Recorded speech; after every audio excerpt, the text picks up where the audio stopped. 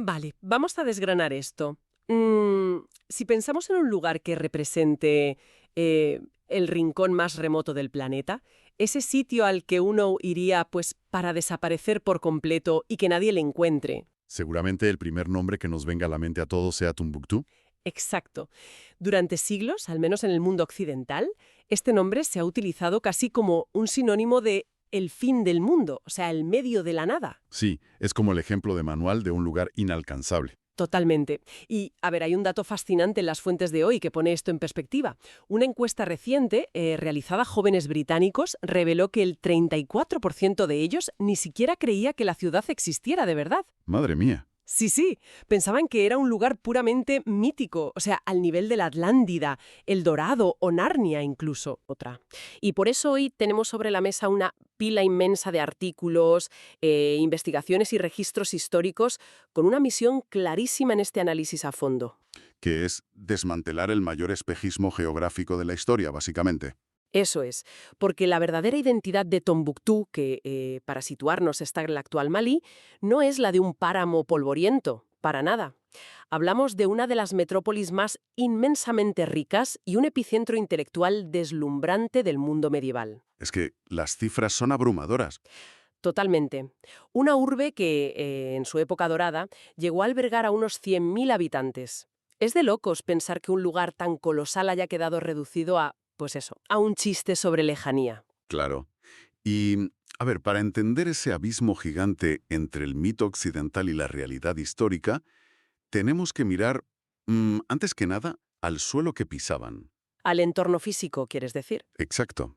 Porque la geografía dictó el destino de esta ciudad de una manera casi determinista. Tombuctú no surgió por arte de magia en medio de la nada como piensa la gente. Era el punto de encuentro perfecto. Una especie de bisagra geográfica. Justo.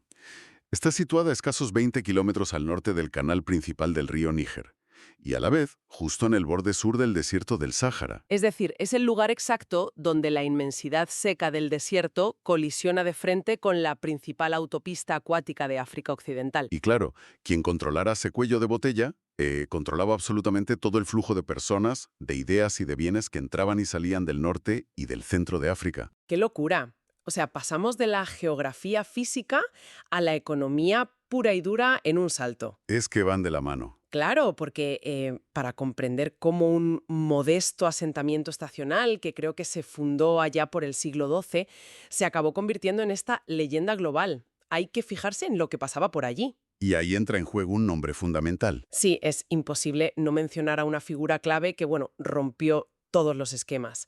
Hablo de Mansa Musa. El famosísimo gobernante del Imperio de Malí. Ese mismo. Alrededor del año 1325, este hombre emprendió su viaje de peregrinación a la Meca, el Hajj.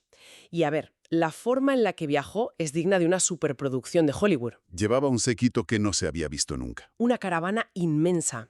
Y distribuyó cantidades de oro tan absurdas por donde pasaba que literalmente desestabilizó la economía del Cairo durante años. Generó una inflación tremenda él solo. Exacto. Y de paso, claro, puso a Tombuctú en los mapas del mundo medieval, como el famoso Atlas catalán, donde sale él retratado con una moneda de oro. Es una imagen icónica. Totalmente. Y, a ver, si hiciéramos una analogía contemporánea, Tombuctú era una especie de Silicon Valley medieval. Me gusta esa comparación. Sí, pero en lugar de basar su economía en datos, en algoritmos o en capital riesgo, la moneda de cambio y la base de su innovación comercial era el oro, el marfil y, de manera crucial y sorprendente, la sal. Aquí hay un punto interesantísimo, porque al leer sobre las caravanas Azalai, parece que la sal era tan valiosa como el petróleo hoy en día. Es eso correcto, porque suena un poco exagerado. Pues lo fascinante aquí es que la comparación con el petróleo actual no es ninguna exageración, en absoluto. La riqueza y la supervivencia misma de Tombuctú dependían de manera absoluta de la sal. Claro, es que la necesitaban para todo. Exacto. Y la logística para conseguirla era, bueno, una pesadilla. O sea, no había salinas cómodas ahí al lado de la ciudad. Ya. Tenían que importar este mineral desde el centro minero de Taudeni, que está situado a más de 660 kilómetros al norte, Madre mía. en pleno corazón abrasador del Sáhara. Y este no era un viaje cualquiera. Hablamos de las inmensas caravanas conocidas como azalai, Que estaban formadas por miles de camellos, ¿no? miles de camellos, que tardaban hasta 3 semanas en cruzar el desierto en cada trayecto, enfrentándose a tormentas de arena terribles y a la escasez letal de agua. Espera, me cuesta imaginar esto a nivel práctico. O sea, literalmente, cruzaban el desierto más mortífero del mundo con bloques de sal gigantes. Literalmente. Es que, ¿por qué tanto esfuerzo por algo que hoy tenemos en cualquier mesa de restaurante por unos céntimos? A ver, hay que entender el contexto de la época.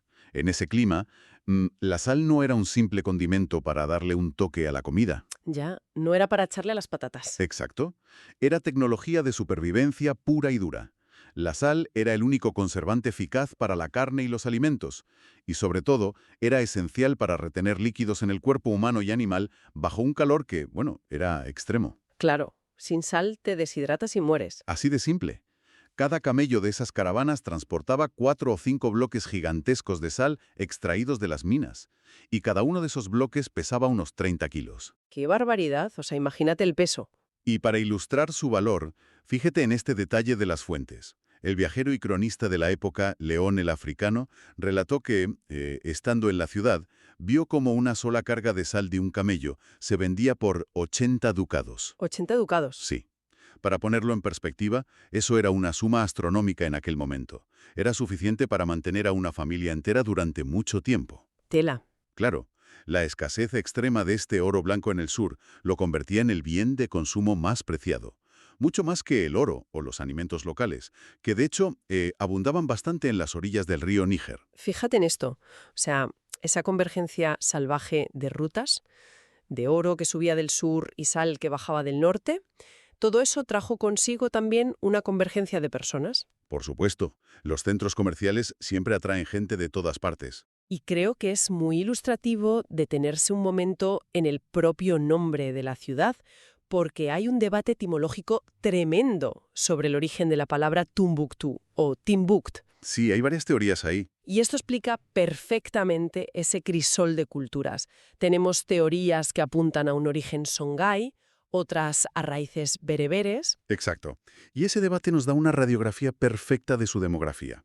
Por ejemplo, el explorador alemán Heinrich Barth en el siglo XIX creía que derivaba del idioma songhai, Que significaba algo así como agujero, ¿verdad? agujero o útero, haciendo referencia a que la ciudad original se construyó en una hondonada fértil entre las dunas, un refugio, digamos. Vale, tiene sentido geográficamente. Pero por otro lado, diversos historiadores malienses proponen una raíz bereber o tuareg, donde Tin y Buctú significarían literalmente lugar cubierto de pequeñas dunas. Esa también encaja perfectamente con el paisaje. Sí. Y luego está la narración, que quizás sea la más popular o la más evocadora, la del historiador del siglo XVII, Al-Sadi. Ah, la historia de la mujer. Esta me encanta. Sí, él cuenta la historia de una mujer tuareg, una esclava o sirvienta llamada Timbuktu, que significa la que tiene un bulto o la mujer del ombligo prominente. Un nombre muy descriptivo. Mucho. Según esta versión, ella era la encargada de vigilar las provisiones en el campamento base, mientras los nómadas pastoreaban, y el lugar acabó tomando su nombre, el campamento de Timbuktu. Bueno, a ver, sea cual sea la teoría correcta, lo que nos revela de forma innegable es que la ciudad fue, desde el minuto uno, un imán para nómadas tuaregs, pastores fulanis, agricultores songhais y comerciantes árabes. Un verdadero crisol, como decías antes. Y aquí es donde se pone realmente interesante. Porque, o sea, esa inmensa riqueza comercial generada por el sudor de las caravanas y el cruce de imperios provocó una consecuencia maravillosa y hasta cierto punto inesperada. El salto al mundo intelectual. Exactamente. Los comerciantes adinerados y las élites que se instalaban en la ciudad se encontraron con un problema, entre comillas. Tenían tanto dinero que necesitaban formas de demostrar su poder. Claro, el estatus. Eso es. No solo compraban bienes materiales, compraban estatus. Y en el Tombuctú medieval, a diferencia de la Europa feudal, donde el estatus eran los castillos enormes o los ejércitos privados, allí el símbolo máximo de poder recaía en los libros y la educación. La reverencia definitiva era hacia el saber. Totalmente. De repente pasamos de hablar de una riqueza puramente económica a una riqueza intelectual apabullante. Las cifras que se manejan en las fuentes son asombrosas. Se estima que la ciudad llegó a tener 25.000 estudiantes al mismo tiempo. 25.000. En esa época es una salvajada. Una auténtica barbaridad. Y todo esto orbitaba alrededor de 3 grandes mezquitas que funcionaban como centros neurálgicos de aprendizaje. La de Djinguereber, construida bajo el mandato del propio Mansa Musa tras su viaje. Sí. Luego la mezquita de Sidi Yahya y, por supuesto, la celebérrima madrasa de Sankoré. El orgullo de la ciudad.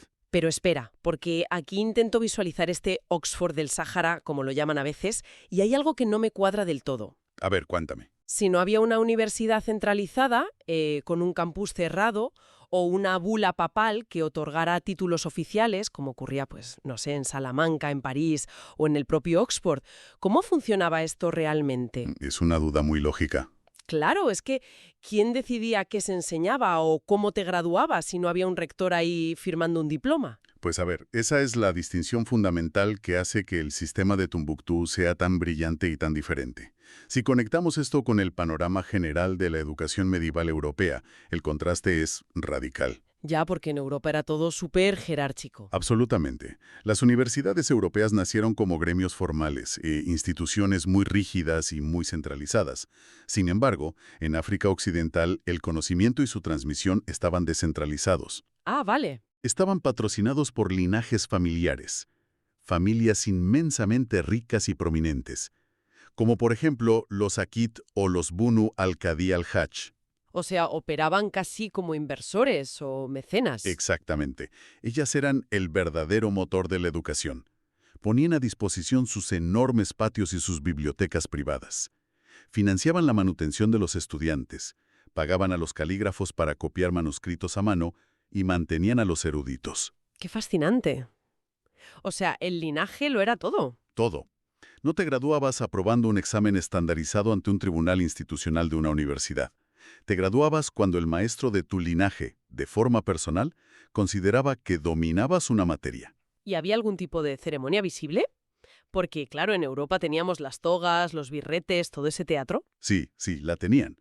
La culminación de los estudios se celebraba con la ceremonia del turbante. La ceremonia del turbante. Eso es, cuando un estudiante demostraba maestría en un texto o en una disciplina concreta, se le otorgaba un turbante específico, y ese turbante indicaba a toda la ciudad su nuevo estatus como erudito. Es decir, era un distintivo público. Totalmente. La alfabetización y la posesión de libros se convirtieron en la máxima expresión de bendición divina y de poder terrenal. Las familias competían ferozmente por ver quién tenía la biblioteca más impresionante. Como quien compite hoy por tener el coche más caro. Tal cual. Y claro, esto desencadenó una industria masiva de importación, redacción y copia de libros. Hablamos de la recopilación de cientos de miles de manuscritos. ¡Cientos de miles! Escritos con tintas naturales en caligrafías primorosas. Y los temas eran de lo más variado. Abarcaban desde la resolución de conflictos y el derecho islámico hasta tratados avanzadísimos de matemáticas, astronomía, óptica y medicina. Tela con este dato, o sea, estamos hablando de una sociedad donde la élite gastaba su inmensa fortuna en financiar a astrónomos y a matemáticos. Así es. Entonces, claro, si la ciudad era tan extraordinariamente avanzada y cosmopolita, surge una pregunta ineludible. ¿Cómo es posible que el mundo occidental acabara utilizando la palabra Tombuctú como una broma recurrente? Ya. O sea, para describir un lugar remoto, atrasado y olvidado de la mano de Dios, ¿qué pasó en medio para que hubiera ese cambio de percepción tan radical? Pues a ver, la clave parece residir en una mezcla letal. Por un lado, expectativas infladas artificialmente, y por otro, un declive geopolítico muy real. Explícame eso de las expectativas. En su célebre obra, Descripción de África, él narraba la vida de un rey de Tombuctú sumamente rico. Decía que poseía platos, copas y enormes cetros de oro macizo. ¡Oro macizo! ¡Madre mía! Sí. Y fíjate, algunos de los cuales, según él, pesaban 1.300 libras. Eso es físicamente absurdo. Lo sé. Además, describía una corte que mantenía a miles de jinetes, doctores, sacerdotes y jueces. Todo muy grandilocuente. Y mucho más tarde, relatos como los del comerciante Shabenshi, a finales del siglo XVIII, seguían alimentando la misma imagen. La imagen de una ciudad exótica, inmensa y rebosante de tesoros escondidos. Exacto. Vale, entiendo. Podríamos decir, haciendo un paralelismo, que las descripciones de León el Africano fueron literalmente el clickbait del siglo XVI. Me parece una definición brillante. Y la pregunta es, ¿por qué? O sea, ¿por qué exagerar tanto? Y la respuesta es que León el Africano no escribía para sus vecinos, escribía para su mecenas. Que no era otro que el Papa León X en Roma. Justo. Tenía que justificar su posición, asombrar a la corte europea y generar titulares impactantes que atrayeran la mirada de reyes y exploradores. Gente obsesionada con encontrar una fuente inagotable de riqueza. Estaba vendiendo una fantasía exagerada. Es una analogía muy, muy aguda. Y, a ver, el gran problema del clickbait, como bien sabemos todos, es la profunda decepción que sientes cuando finalmente haces clic y ves la realidad. Cuando lees el artículo y no tiene nada que ver. Exacto.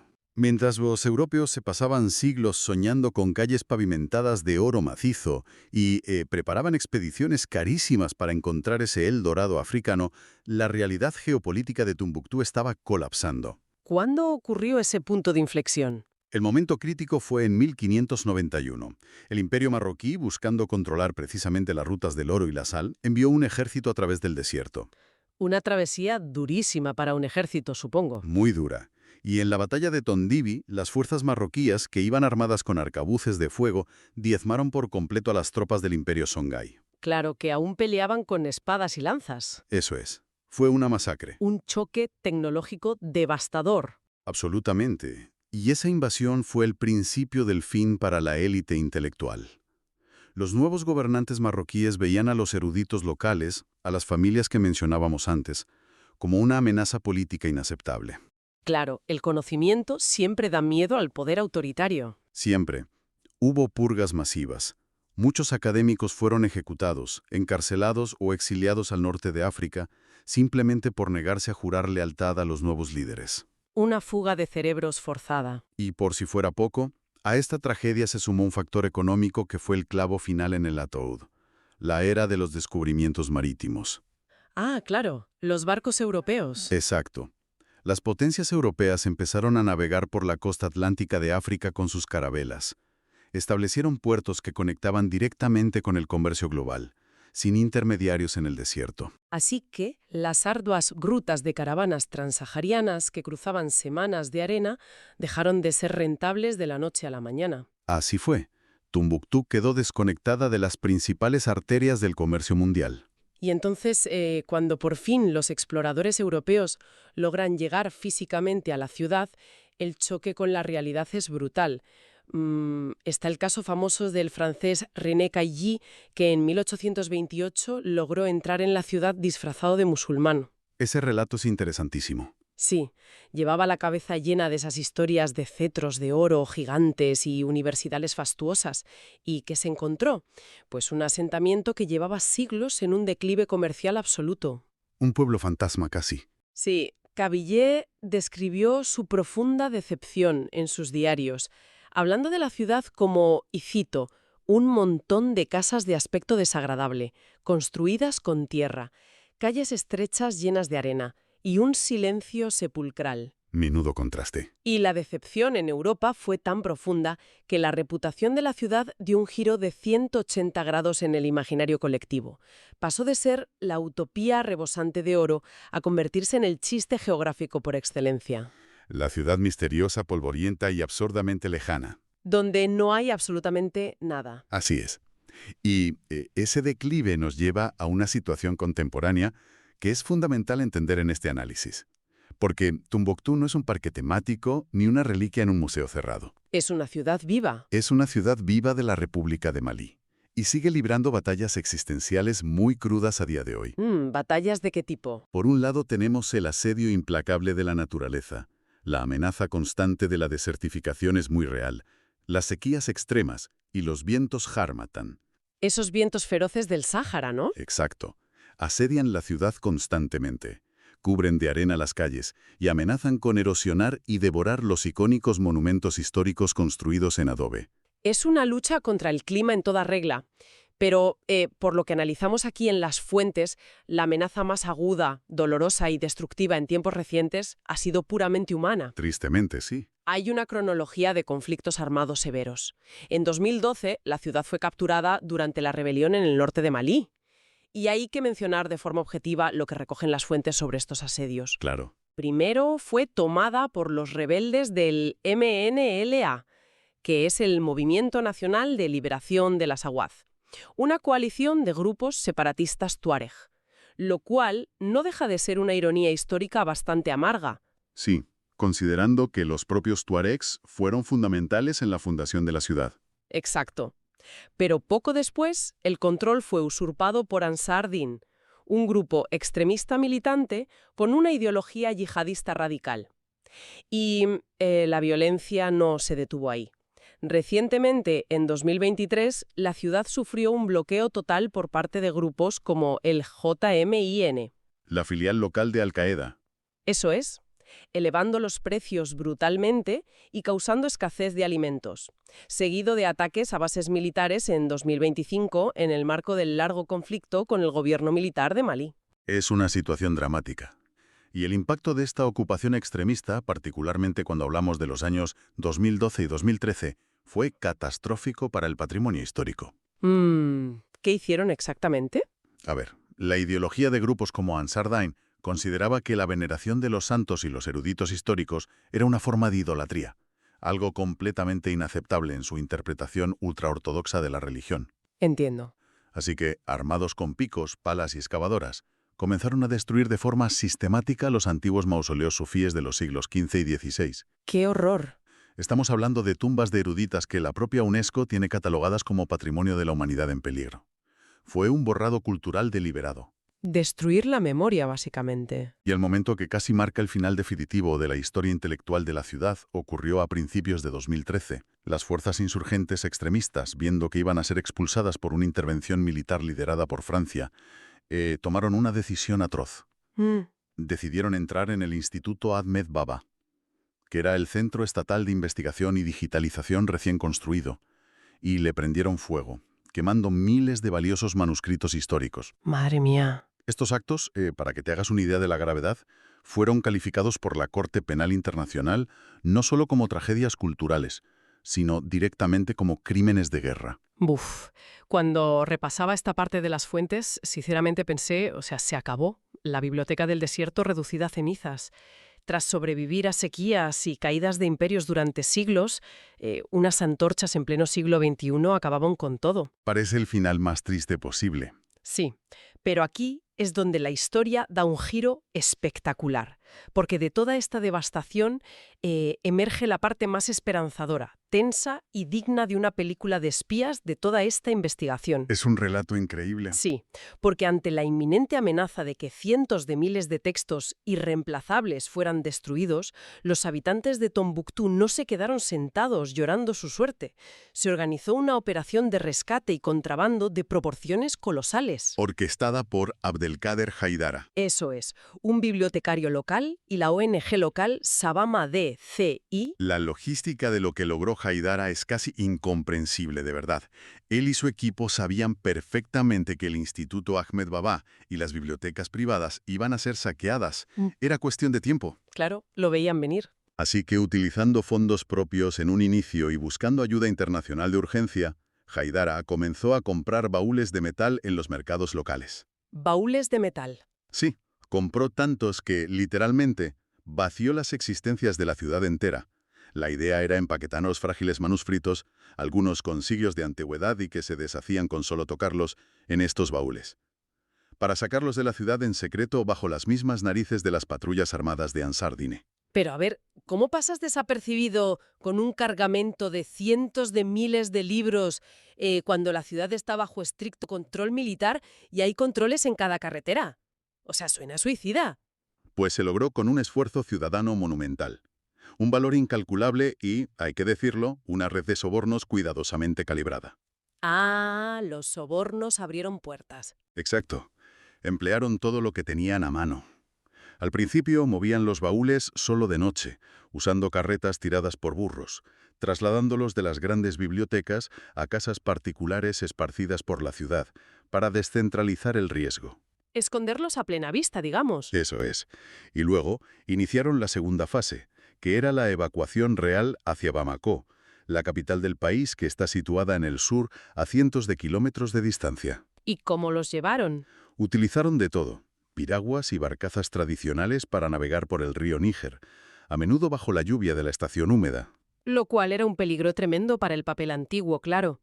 Un poco de humedad y adiós manuscrito. Exacto. También usaron convoyes de coches todoterreno y camiones que debían cruzar territorio controlado por milicias, enfrentándose a interrogatorios constantes en los puestos de control.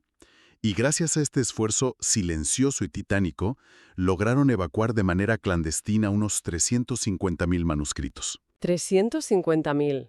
Es de locos, o sea, un ejército de bibliotecarios y ciudadanos comunes enfrentándose a milicias armadas, no con armas de fuego, sino con burros y baúles metálicos. Es una heroicidad. Y lograron salvar aproximadamente el 90% del archivo histórico de la ciudad frente a las llamas. O sea, el Instituto Ahmed Baba ardió, sí, pero los extremistas quemaron en gran medida estanterías vacías. Y un porcentaje muy pequeño de lo que no dio tiempo a sacar, por desgracia. Sí. A ver, si tuviéramos que destilar la lección principal que nos dejan todos estos documentos y esta increíble odisea histórica, sería la siguiente. El conocimiento perdura y sobrevive al clima, a la guerra y al tiempo, única y exclusivamente cuando una comunidad está dispuesta a arriesgar su vida para protegerlo. Qué gran verdad. El esfuerzo de preservación de Tombuctú no fue una misión de rescate orquestada desde cómodas oficinas en Europa o América. Fue impulsado por los actores locales, por las mismas familias y linajes que habían custodiado esos textos en baúles de madera bajo la arena durante siglos. O sea, la tradición pura salvando su propio legado. Exactamente. Ese acto supremo de resistencia cívica demuestra que, más allá de la arena del desierto y de los trágicos conflictos políticos contemporáneos, la ciudad sigue siendo un faro incombustible de resistencia cultural.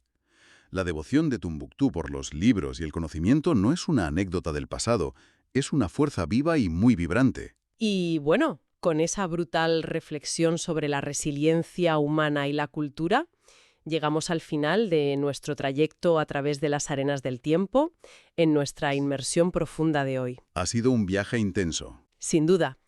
Pero antes de terminar este análisis, hay una idea, una pregunta que queda flotando en el ambiente y que me parece perfecta para reflexionar mientras quien escucha da un paseo, va en el coche o hace la cena. A ver. Hemos visto paso a paso cómo una urbe que en su día albergó a 100.000 ciudadanos, que controlaba el flujo económico de imperios enteros, que tuvo a decenas de miles de estudiantes debatiendo de astronomía en sus madrasas, patrocinadas por familias ricas, y que fue el epicentro innegable del saber de todo un continente. Sí. Acabó siendo reducida por el imaginario occidental a una simple metáfora, a una broma sobre el medio de la nada. Ya. Así que, pensando en la rapidez con la que cambia la geopolítica hoy en día, en cómo colapsan las rutas comerciales de un mes para otro, o en cómo cambian las tecnologías, qué metrópolis bulliciosas, qué centros culturales, económicos o tecnológicos vibrantes de nuestra actualidad, llenos de rascacielos inmensos y servidores, podrían sufrir ese mismo destino.